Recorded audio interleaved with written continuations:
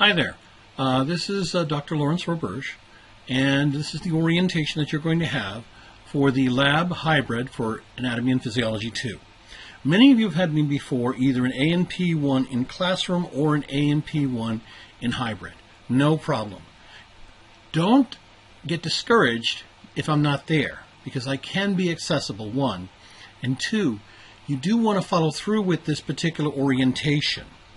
One, because there are some serious changes. Changes I think you're going to like.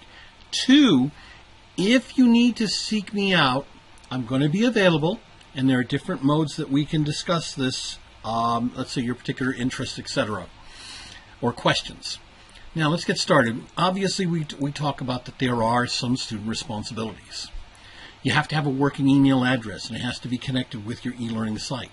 That's particularly important because if I send out emails, let's say a memo, which I usually do once a week, excuse me, you want to be able to say, yeah, I got it. I understand what's going on. You also want to be able to read the syllabus. Sign the responsibility statement. Most of you, if you've had me before, understand what the responsibility statement is. It is located in the section known as, excuse me, the collaboration. You see where I'm clicking on this, and then from there I go over here and in forums. And if you look over at the forums, the first one is student responsibility accountability statement. Real straightforward. You can basically highlight this, copy it. Notice how I'm clicking this with my right and left mouse, and post it in there. But remember, sign with your full name. But you gotta mean it. What I mean by that is you do have to take time to read the syllabus and agree to follow all the deadlines and guidelines and requirements, as well as read the announcements that I put up, because these are going to be helpful reminders for you of upcoming exams and other requirements. Also, that you understand that the minimum grade to pass this course is 770 grade points. From time to time, students get upset because they get a particular exam and it's below C+. We're going to talk about that, see if we can try to find a better way that's going to make it much more acceptable for everyone. Okay. Also, you have to have regular attendance in the course. Your success is dependent on you regularly attending the course. Now, excuse me. Email. Well, expect that in weekly memos. Need to contact me? Remember that, though, that I am going to be handling only questions and only issues related to the lab section. The lecture section is going to be solely the responsibility of Professor Pam Strong. And I encourage you to communicate with her if you have any questions about the content or the exams or anything else related to the lecture section. As for getting hold of me, you can make an appointment with me. I will be on campus on Tuesdays and Thursdays. Or you can set up a time where we can chat, or you can just email me. But remember, when you do contact me by email, to sign with your full name. That's important. And it's long been recognized that attendance has a direct relationship to grades and to student success.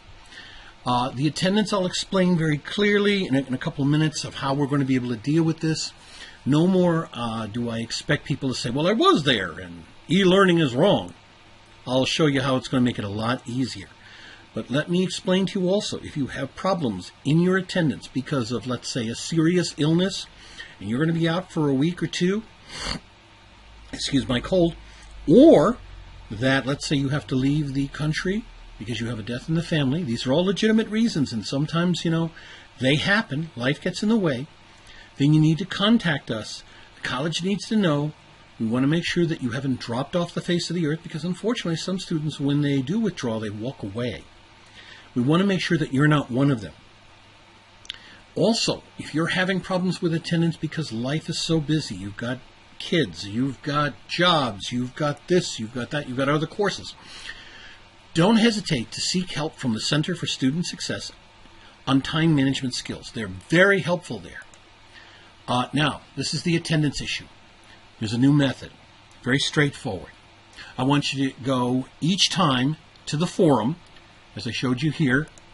And if you look down here, there's one site called Attendance Check-in Site.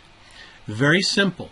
Click on it, say, hey, add a post basically saying, hey, I was here.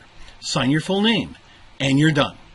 Every day you do that, I get a date and a time stamp on this. This is going to make it a lot easier.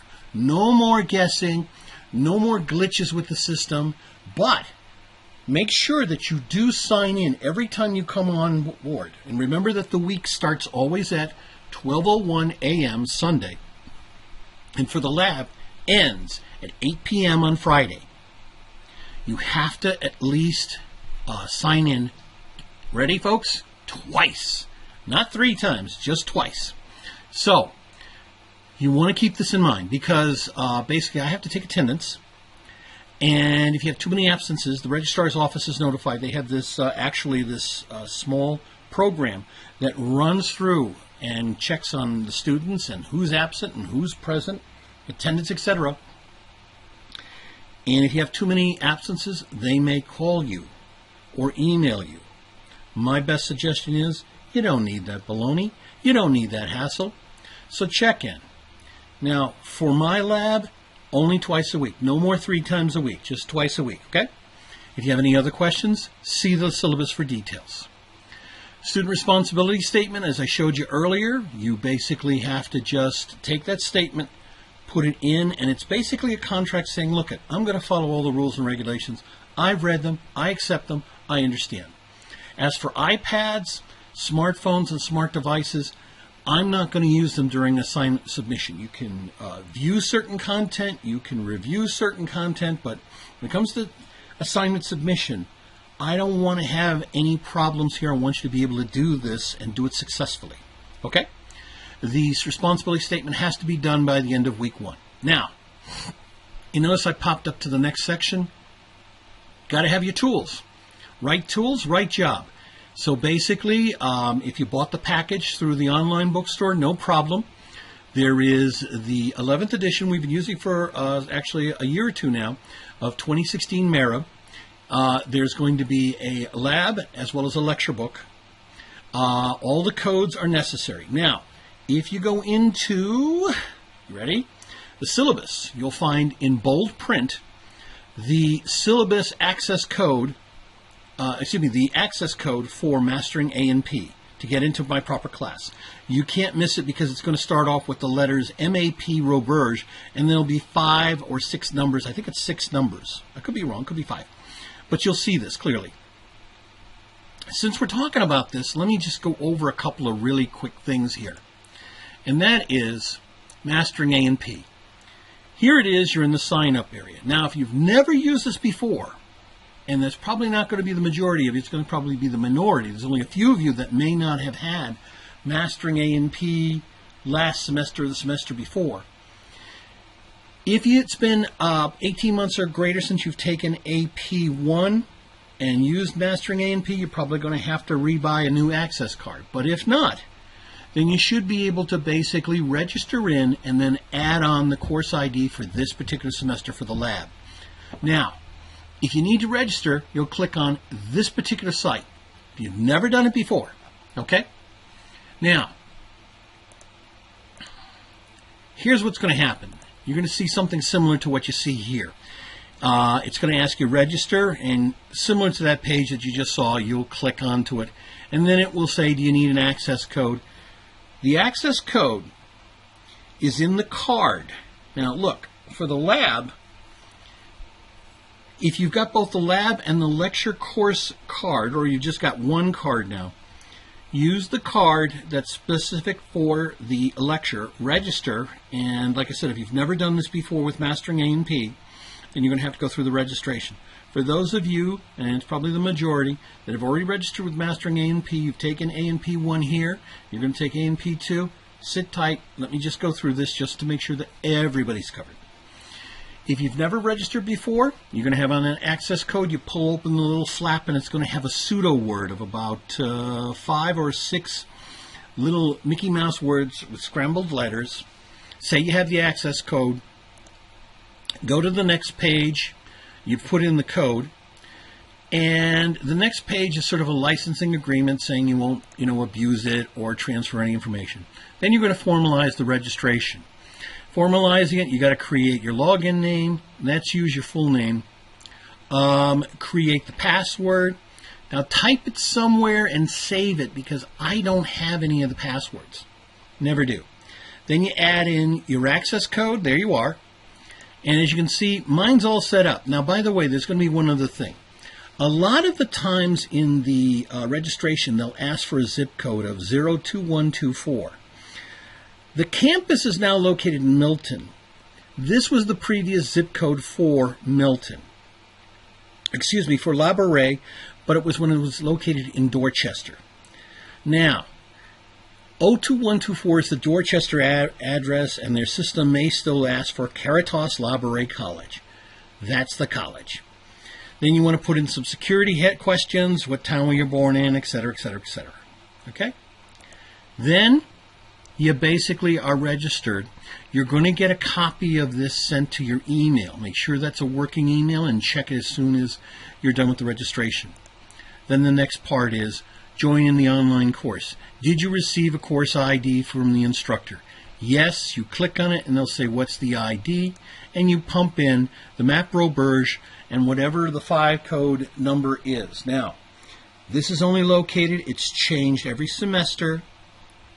For the lab, I have one, and I think, but I can't be sure, you'll have to talk with Professor Strong if she's going to use the same thing for lecture.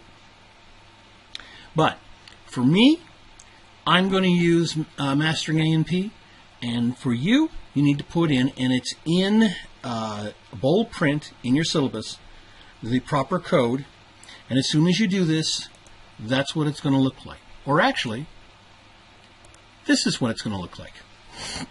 Now you can see there's the MAPRO-BURG with the 5-digit number up on sort of the left-hand corner next to Ana1120 Lab Spring 2018. You'll know you're in the right place because you're going to see the picture of the lab textbook. You'll get the proper identification code for the course, and you'll also notice that the course ID is the same. Now, if you remember, if you go up here, for those of you happy campers that have had the course before, and you pick any of the courses and you register and you jump into your perhaps last semester's course, and you click on My Courses, and it'll say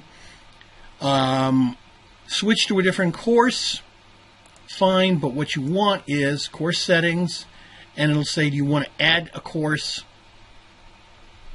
And yes, you do, and that's where you type it in. If I'm not mistaken,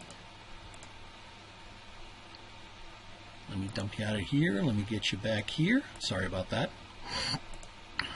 You see, join another course when you click on My Courses right there. And what you do is it'll say join another course, then put in the course code, the ID course code for the lab. You can do this also for the lecture. Once you're registered, you're happy.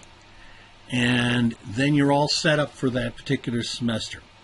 Keep in mind, you may have one for lab and one for lecture, but nevertheless, you want to stay on top of the assignments. And as you can see, this is a brief rendition of what we just went through. If you also note that once you get registered, you're going to have a confirmation. And once you get confirmed in the course, you'll probably get another email confirmation. Make sure that you use the same name that you're registered with. And I say that because every once in a while I get a student that, very nice students, they got married or they were divorced and they changed their name.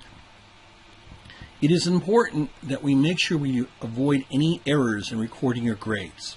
So if you have a different name, you've changed your name or something else, you want to use the same name as what you're registered with the college, because we have your name in the grade book under in a specific format that's been given to the college.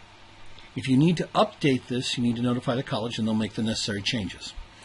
Okay, so we've gone through all of this, and you're going to see that it's going to be you'll see that you've done it correctly, because in the upper left-hand corner you'll have Ana1112 LBH Lab Spring 2018. You'll also see a picture of the lab book cover of the athlete. Now, moving forward, What are some of the advantages